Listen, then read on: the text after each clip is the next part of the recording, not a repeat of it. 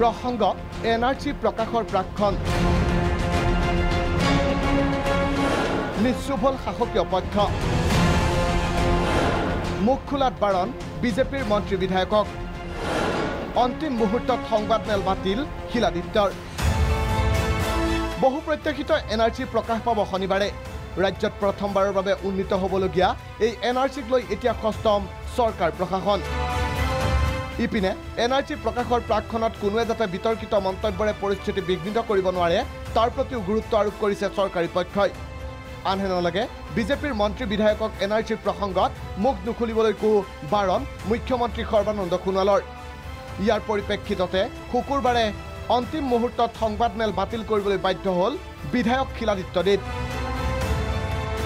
এখন শুদ্ধ এনআৰচি প্ৰকাশ নাপাব এনআৰচিত সোমাল মুছলমান বাংলাদেশী লোক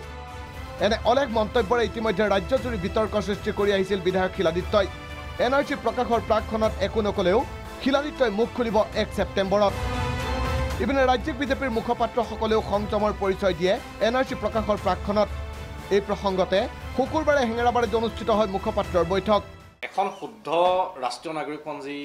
অসমৰ ৰাইজে আশা কৰিছে